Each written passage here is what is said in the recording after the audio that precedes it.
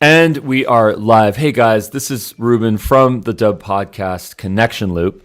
And today I am with Brynne Tillman. And Brynne comes to us with a host of knowledge, of insight, of actionable advice on how to take these amazing connections, these requests, these human beings that we get on LinkedIn and actually turning those into real meaningful conversations, which ultimately can turn into clients or friends or supporters, followers, so many different opportunities that start on the LinkedIn platform. So Brynne, just give us a little bit of a bio here, a little backstory, and let's get into this. Hi, Ruben. Thanks so much for having me. I am a recovering sales trainer who found the magic of LinkedIn now well over a decade ago and recognized it solved my number one problem, which is I hated to cold call. I loved sales. I loved the people part of it. I loved the conversations. But the hardest thing was to get that first conversation. At least it was for me. And a lot of my clients say the same thing. If I could just get a call. And so LinkedIn did a few things. And when I found it immediately, I recognized the power behind it. So a couple of things. Well, number one, we could go get directly to someone and engage without gatekeepers. That was pretty cool. Number two, we could see who in our network knew who we wanted to get in front of. We could map out a pathway to our buyers. That was absolutely magic. And number three, when you did connect and engage with someone, it was so much more powerful than leaving a voicemail or an email, because they could look at your profile and get a whole lot more than just a 15-second, hey, just calling you to see if you want to work with me, right? So those immediately resonated with me, and I thought, man, this is a game changer when it comes to business development. There's just one problem here. Okay, what's the problem? The problem is that by doing this, we have to put ourselves out there. We got to turn that video on. We got to share information from our deepest secrets and realities of our life. How do we, if we can't get over that, how do we solve that problem? So number one, like when you sign on to be in a business development role, that's like sort of part of it, right? Okay. But that aside, there are still reluctant salespeople. It's just, and they're in that job, and maybe they're fabulous when they get on the first call, but getting that first call is the challenge, right? So how do you get past that? Well, the first thing you have to do is recognize that there is a human being on the other side of that message. It's very simple. Treat that human on the other side of the message as you would if they were on the other side of the table. It's not any different. It may be a little bit of a different mechanism, but the building rapport and bringing value and building real relationships doesn't change because you're on social media. It's still humans, right? So that's the first thing. The second thing is, and I'm going to quote one of my favorites, Michael Port, who wrote Book Yourself Solid, and he owns Heroic Public Speaking with his wife, Amy, said something that was revolutionary for me, especially you mentioned giving away my stuff, my proprietary stuff. I keep it close to my chest. And if you don't pay me tens of thousands of dollars, you don't get to know it, right? Right. Well, so my favorite quote from him is, give away so much value that you're afraid that you gave too much, and then give more. If they can't, first of all, if they can do it based on you sharing insights, good for them. Most of them can't. And Corporate Visions told us in a study that 74% of buyers choose the sales rep that was first to provide value and insights. 3/4 of our sales are people that love the value we brought. It's not price, it's not rate, it's not all those things that you think it is, it's not. It's about you being a resource early on in the sales process. That's what gets them to choose you. And sometimes it gets them to never even shop anywhere else. It's that loyalty factor. I connect to this on multiple levels. I'll contribute something that can make it even more tangible, which is Maya Angelou once said that it's not what you say, it's not how you say it, it's how you make them feel. Yeah. It's how we feel as consumers. It's how that person, that guide, that supporting advocate made us feel in that process. And if we're suffering from something and we need someone to coach us, to guide us, to provide a solution that saves us money, makes our lives easier, then we build that connection, we build that loyalty. And I think that's so profound. And I think that the idea of not being afraid of giving away proprietary information is everything, because it's not the information that people are connecting to, it's us, and no one can replicate us. Anyone can steal our information, they can copy our books, but they can't be us, and it's the way that we make them feel. Yeah. So there are 5 things when it comes to content, your profile, your messaging, that you kind of want to hit when it comes to LinkedIn, right? There are 5 things. First, and there's an internal debate now, 1 and 2, which one comes first. I'm going to start with where we are traditionally. They may shift. Number 1, resonate with your buyer. They need to know immediately that you are in their realm, that you are, that you're part of their community environment, whatever that is. So resonate. They go, yep. Number 2, create curiosity. So now they're like, okay, they work with people like me. Now I'm leaning in and I'm curious. What creates curiosity? What gets me to go, I want to keep reading. I want to learn more, right? Number 3, teach them something new. There is so much information out there. And in fact, one of the biggest problems we have is we are overfeeding our network with information, but starving them of value. And if we're not teaching them something new, there's no value in it for them. Number 4. Wow, nice. Get them thinking differently about their current situation, right? So now I'm thinking different. I learned something new. How does that relate to me in my world? Now am I fantasizing about what different looks like, what new looks like, what it could be if, right? So that's get them thinking differently. And number 5 is lead them to your solution, not with your solution. Now that may seem backwards, but when you lead with your solution, it's a pitch. We help companies just like yours, right? That's leading with. But leading to is, if you're exploring insights, if you're looking for, happy to share additional things that can help you out, right? Or I have additional insights that might be able to help you even if we don't work together, right? It's not a pitch. It's I want to continue to help you. Lead to, they'll raise their hand. And so here's the thing that we know. If we provide enough value, if we bring enough insights to the table, we begin to build relationships, and the sales will come when the time is right.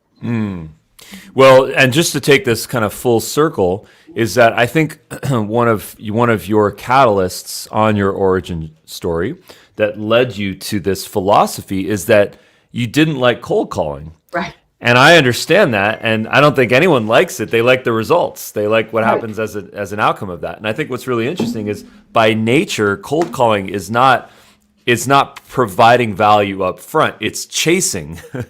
And it's getting someone to finally remove their defenses and actually listen to the pitch. But it's all about the chase in the beginning. And I think this strategy, it solves that problem. It just takes time. Well, so, it's interesting. It does take time. And in fact, I believe in my soul that we have to slow down our outreach to speed up our outcome. Right? Like can cold calling work? 100% can work. It's worked for years and years and years. It worked for me back in the early 90s. It absolutely can work. Is it the most effective use of our time with the highest ROI? I don't believe it is. I believe that when you can purposefully start conversations, and there are lots of ways to do it. We can do it with content, and we can do it with referrals, and we can do it with permission to name drop, coming in at a higher level of credibility. So, I do believe that social selling is, one piece of the whole pie, but it definitely can make that top of the funnel, that first conversation, so much more fun, even though it is a longer outreach. I mean, we could go into LinkedIn and go connect, and then we have 75 new connections that are our target market. We're like, oh, we've got leads. Those are leads, right? That's cold calling on LinkedIn. That's not effective either. So again, I know that you have this up, which I love. Slow down your outreach to speed up your outcome. Yeah, and then what do you think makes someone want to get into that slightly aggressive, maybe more private environment where they want to bang out the leads, they want to burn them and churn them? Where does that come from? Is that a scarcity mindset? Is that greed? What is that? So I don't think it's greed. So I think there is definitely a desperation, particularly now, when it's really hard, in combination with, it's a powerful and painful word, but an ignorance. Like, I don't think most cold callers on LinkedIn are abusive people, right? But it does come out of like, I don't know what else to do. I don't know a better way. So if I throw enough on the wall, some will stick. And, people, do they get some results? Sure. But it's a lot of wasted energy to create the first conversation. And so your outreach, you might go bam, bam, bam, bam, bam. But the time to first conversation is so much longer. So let's just look at, and by the way, when you connect and pitch, we love to call that pitch slapping. When you connect and pitch someone, you get deleted. You're at such a low level of credibility. But let's say you notice a client knows 8 or 9 people that you'd like to connect with, and you run the names by them. You have a conversation. They say these 4 would be great for you. You can either ask for introductions or permission to name drop. So, Ruben, would it be okay when I reach out to these 4 people that I mentioned you're my client and that you've had such successes? And your clients are mostly going to say yes, right? So we reach out to 4 of them, say, hey, I was talking with Ruben the other day. Your name came up in our conversation, and he thought I should reach out and introduce myself. I've been working with him for a couple of years on X, Y, and Z. I'd love to connect, and I'll fill you in. So now we connect, and 50% of them will turn into phone calls. When you slow down the outreach, you have the conversation with your client or your shared connection, and so it might be 20, 25 minutes of outreach to get 2 calls. So you might be, well, I could have connected with 50 people in 25 minutes. But would they be 2 calls at a high level of credibility where, they're coming in, taking your call because your shared connection set to? It's a game changer. So can you map that out for me a little bit? If you have an existing client or if you have an existing connection, how can you do that in a graceful way where you connect with a mutual connection for the prospect of business? Map that out for me. What are some options? Yeah. So the first thing is start with the people that love you the most, right? Just start with your warmest people. So maybe it's someone that has referred business to you before. Maybe it's someone who, a client that you just saved hundreds of thousands of dollars or made hundreds of thousands or whatever. And they're like, oh my God, we love you, right? And let's start with a client for a second. We would normally say in a regular sales environment, oh, Ruben, I am so glad we've been able to help you solve X. Do you know anyone else that could use our products and services the same way you did? And you know what our clients say? I can't think of anyone right now, but if someone should ask, I would absolutely refer you, right? So that doesn't work well. It does work occasionally. That's why we keep asking for referrals. But you're not, your connections are not top of mind, and you may have thousands of connections, right? So before I ask you for that referral, I mine your connections. I go to LinkedIn, I click on your 500 plus, I go into all filters. I want to see what CEOs in the greater Philadelphia area in training industry or whatever it is. We learn how to map out exactly who we want to meet. And lo and behold, Ruben knows 17 people that meet that criteria. So now the conversation I have is, Ruben, I hope you don't mind. I'm so glad we've been able to help you do X, Y, and Z. I hope you don't mind. I noticed you're connected to 17 people, or a bunch of people, you don't have to give a number, that I'm going to be reaching out to in the next few weeks. So listen to the words really carefully. Not, I'm connected to 17 people I'd like you to introduce me to. Can I run these names by you? They're going to be like, whoa, I don't have time for that. But I'm connected to a bunch of people that I'm going to be reaching out to in the next couple of weeks. Can I run these names by you and get your insights before I do? Now your guard comes down. There's not this, oh my God, she's going to ask me to introduce her to all of these people. So 17 becomes 8, right? I don't remember 6 of them, right? These aren't good. 8. Now I want to read my client well and say, could I ask for 1 or 2 introductions? Or are they exceptionally busy and I don't want to put them out? So let's say you're exceptionally busy and I don't want to put that on you. Ruben, thank you so much for the insights on these 8. I'm really excited to have conversations with them. When I reach out to them, is it okay that I mention that you've been my client and what we've done with you and that you thought it made sense for me to reach out? At that point in the conversation, I have never heard anyone say no. Sure. They're relieved that you didn't ask for the introduction. Right. So now I reach out and I go, Stacy, Ruben and I were chatting the other day. I've been working with him for a couple of years on X, Y, and Z. And he thought your name came up and he thought I should reach out and introduce myself. Let's connect and I'll loop you in on what we were chatting about. Connect with 8, 4 become conversations. Simply because you're of your name.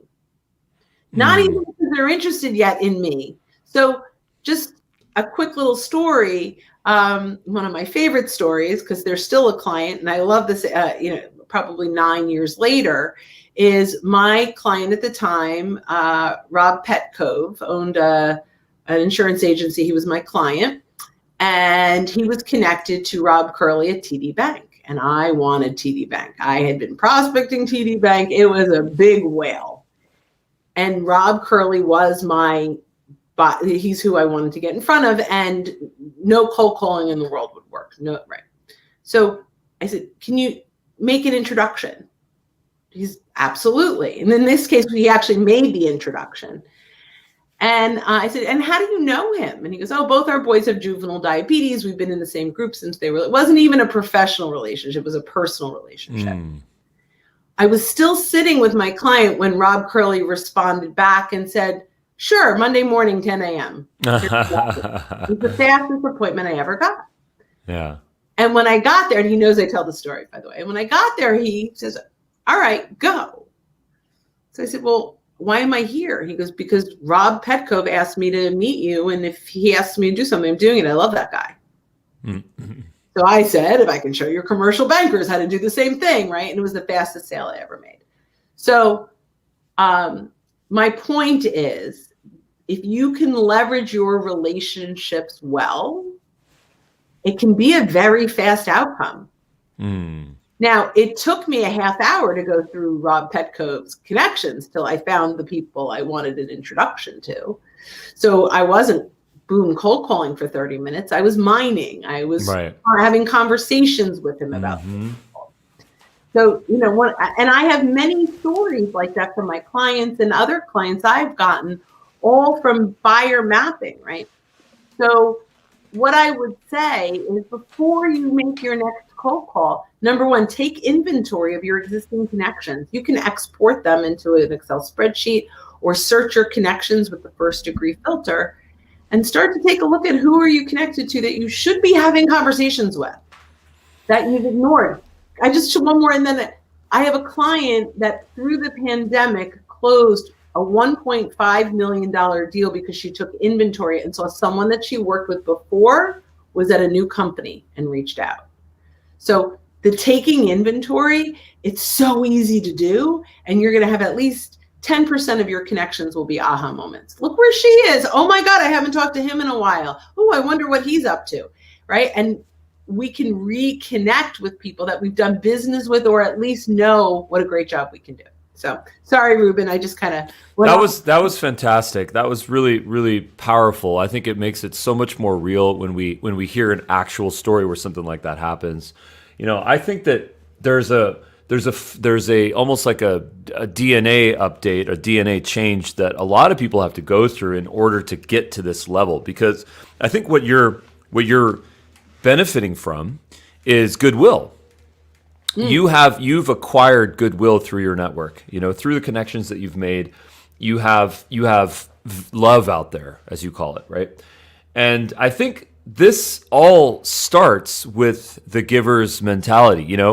I think too many people are stuck in this taker's mentality where months, years go by of taking information, taking value, not giving it, whether it's simple as providing engagement, commenting on people's posts, liking people's posts, providing support, helping share. That type of giving is ultimately what drives to this benefit. I mean, this is biblical. This goes back to the book and many books before that book, where, it is in giving that we receive. And unfortunately, I find a lot of people that find themselves in a hole. They're broken. They've lost their job. They've been let go. Their whole business has been disrupted. And they didn't invest into the network. They didn't invest into their community. And now when they need something, they just look like a taker when they're desperate. A desperate taker is the worst type of taker. How do we get ahead of that problem? Well, we make it a point to spend 10%, 20% of our daily efforts giving, helping people. And I think that that's exactly what you said in the beginning, which is, the great quote, which is give so much that you feel like you're giving away too much and then give more. What a beautiful quote. Michael Port. Love Michael Port. Yep. Yeah. So that, by the way, my favorite TED Talk of all times is Michael and Amy Port. I don't know the topic of it, but just their TED Talk is the most entertaining and I've had others that have been more enlightening, but my favorite one to watch. And that's Michael and Amy Port. Yeah. Yeah. Heroic public speaking. Yeah. They're amazing. I actually took their 2-day course. Like live in person where we actually hugged people. I remember those days. I missed those days. Awesome. So where can we learn more about you? Where can we learn about your business? Social Sales Link. Drop us some links. Let's hear it. The best link, there's 2 ways to get there, but LinkedInlibrary.com. It's a free library of lots and lots of things, including this podcast will eventually get linked there because all of our public stuff goes into one hub. So there's tons of fun stuff there. You could also go to socialsaleslink.com/library if the redirect doesn't work well. Sometimes it gets blocked. And I'm still the only Brynne Tillman on LinkedIn, which is awesome. So you can find me there. And, I'm just kind of around. Nice.